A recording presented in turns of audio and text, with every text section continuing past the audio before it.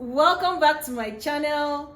Today's vlog is going to be about one of the pathways you can use to immigrate to Canada, known as the Ontario Immigration Nominee Program, or OINP. So if you're interested in this pathway, get your seat, get your jotter, get your pen, and just try to take notes as fast as you can, or you can always pause this video to get the details. Or if you know anyone who is interested in this pathway, please share this video with them, drop a comment, like, share, and if you're a new person just stumbling on my channel for the first time, please hit the subscribe button, and if you're a returning subscriber, thank you so much. Now, while I was doing the research for this pathway, I realized it was a lot of information, so I wasn't able to cram all of it, or maybe have all of it in my head. So I scribbled down some notes on my phone, and I'll be looking down every now and then to get the main points down as I share with you. Now, what I'm going to be sharing today is not exhaustive because there's a whole lot of information on the internet about this particular pathway. I'm just going to be giving you the main points, and then you can build your research from there and know how you're going to help yourself if you plan on using this route. So come with me, stay tuned. I'm going to give the best information possible that I could find. But like I said, make sure you do your research about anything I have to say today. It's the truth that I'm going to be saying, but you should also do your homework. Now, I'm going to start with the fact that the Ontario Immigration Nominee Program, or the OINP, it falls under the Human Capital Priorities stream. And the purpose of this program is to identify people with technological skills in the Immigration, Refugees, and Citizenship Canada Express Entry Program, popularly known as the IRCC.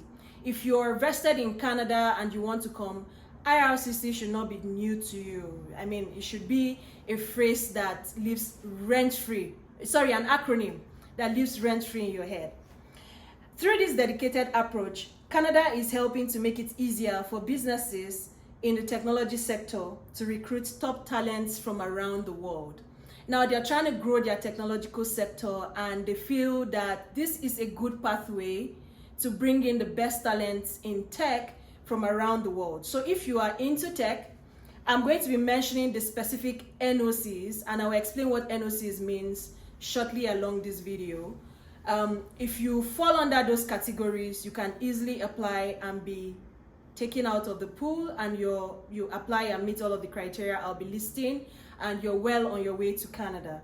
So let's dig into it. Meanwhile, if you're yet to hit the subscribe button, please do so. And if you're just stumbling on this video for the first time, please hit the subscribe button. I share valuable content here, and you're going to find that soon enough. That's if you've not already gone through the other videos that I've posted, and I promise you're going to find something meaningful for you. So I'm going to start with the requirements for this pathway. First on my list is the work experience, and you must decide which of the following programs you would like to be assessed against, either the Federal Skilled Worker Program or the Canadian Experience Class. When I started this video, I said that the information I'll be sharing today is not exhaustive because I can't possibly go into all of the details. This video is going to be hella long, and I don't want that. Now, for these two work experiences, the Federal Skilled Workers Program and the Canadian Experience Class, there are certain criteria under each of them, and it is quite lengthy. So you need to read up on that, find out what the details are and which one you fall under. From the name of the second one, which is the Canadian Experience Class, you can tell that you need to have work experience in Canada to be able to qualify to apply under that pathway. However, the Federal Skilled Workers Program applies to people who are overseas and not the people that don't have the Canadian experience. So if you don't have the Canadian experience, you can apply through that route. If your work experience is to be classified, you're going to fall under the Federal Skilled Workers Program and not the Canadian Experience Class if you don't have a Canadian experience. So the requirements, like I said, number one is the work experience. Number two is your education. So you must have a Canadian bachelor's, master's, or PhD degree, or its equivalent in another country. So these results must be evaluated if you completed your studies outside of Canada And the evaluation method is through the educational credential assessment. There are many bodies that do this credential assessment. There's the WES, there's the, can't remember the name now, but if you research it, you're going to find it. I remember WES too well, the World Education Service, because I went through that pathway. That's how I evaluated my results. But then I think it's also specific to your career path.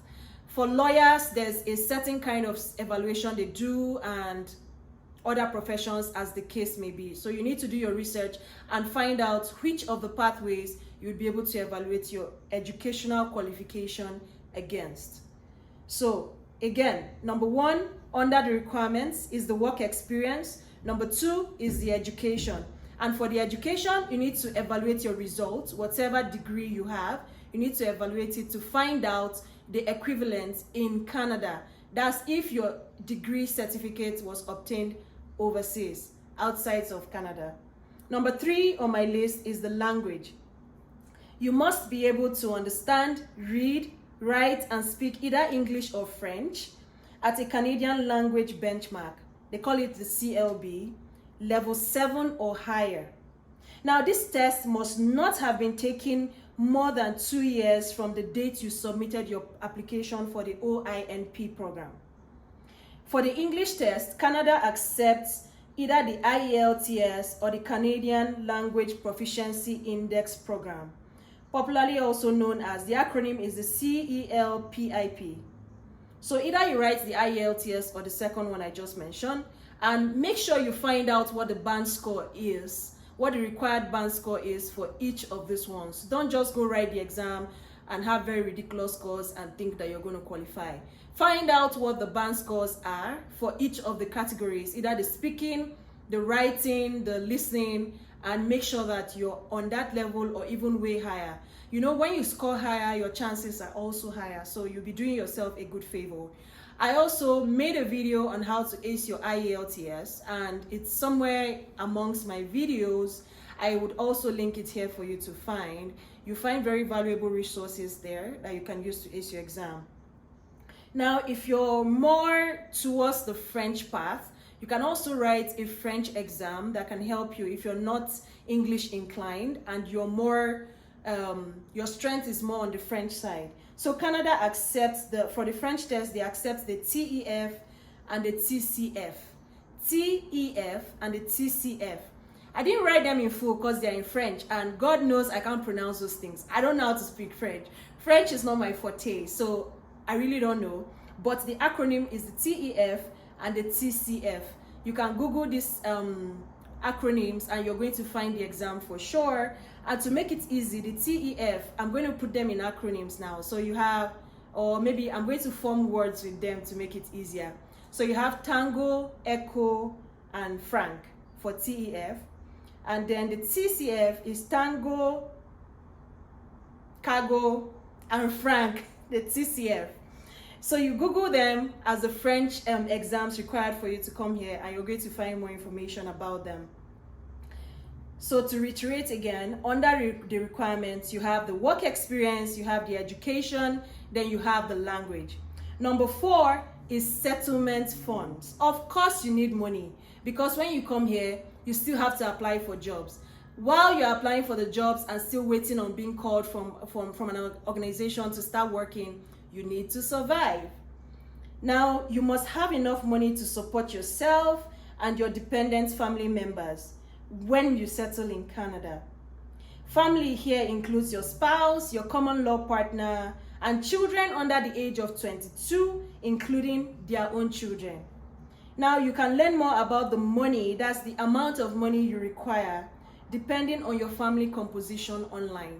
This, I didn't want to put an exact figure here because these things change. The exchange rate changes with time, and I don't know what the prevailing cost for each family composition is.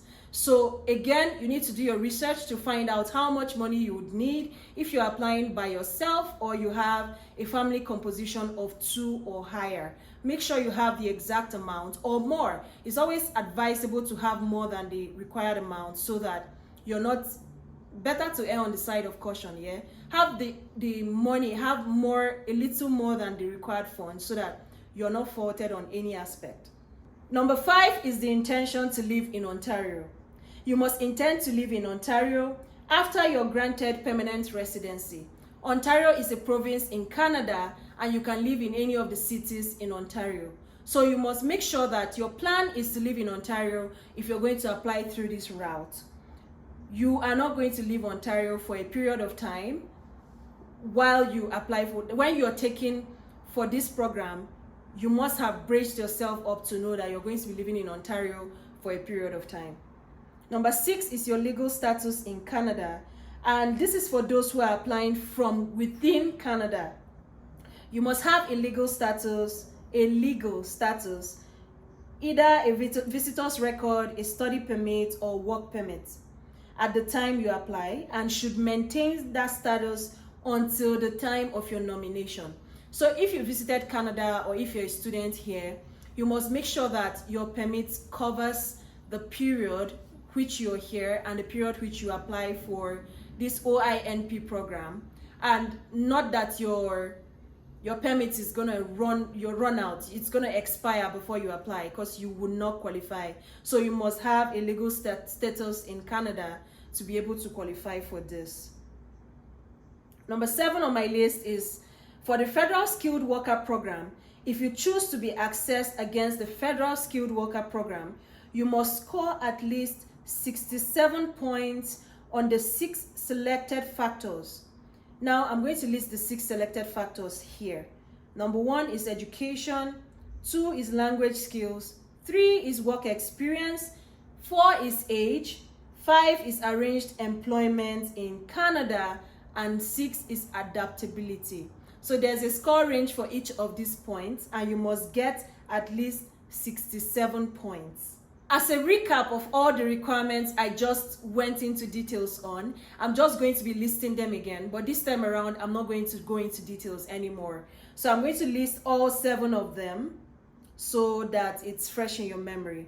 The first one on my list is work experience, then you have education, number 3 is language, number 4 is settlement funds, number 5 is intention to live in this province of Ontario, number 6 is your legal status in Canada, and number 7 is the Federal Skilled Worker Program. I'm going to move on to the list of targeted national occupational classification codes. Now, from the beginning of my video, I mentioned something called the NOC, and that's what I'm going to be talking about now.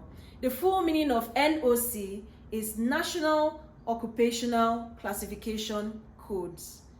NOC, National Occupational Classification, NOC, then the codes. They are unique numbers assigned to the different professions that are available in Canada.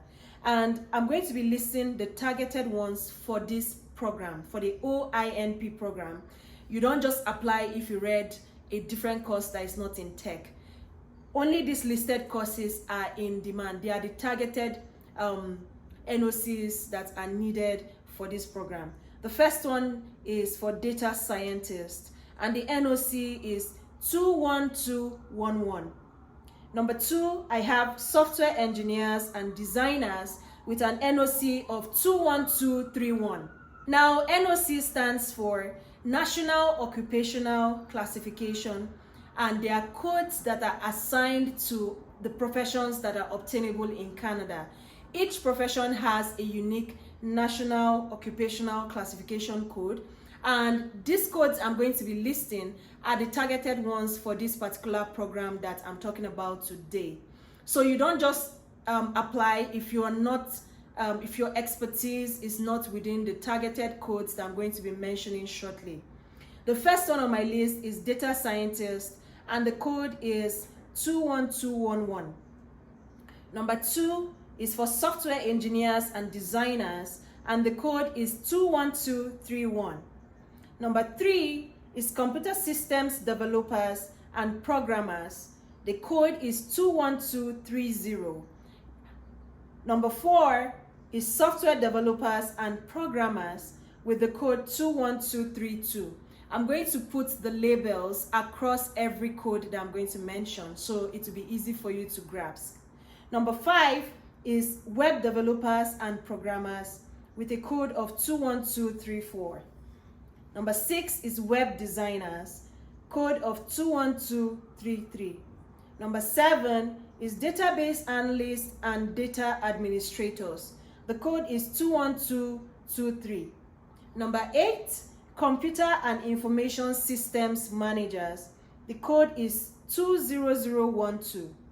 Number 9 is computer engineers, except software engineers and designers. And the code is 21311. Now, to be eligible for nomination, applicants must demonstrate work experience in one of these eligible codes. So you must have work experience, you must have education related to this, and that is only when you'll be eligible to be nominated for this pathway. Again, the name of this pathway is the Ontario Immigration Nominee Program, OINP, through the tech route. If you qualify and you feel that so far from what I've said, you have what it takes to apply for this route, why not go on and read more about it and see how to get yourself into that pool so that you're picked out of it and you're well on your way to Canada.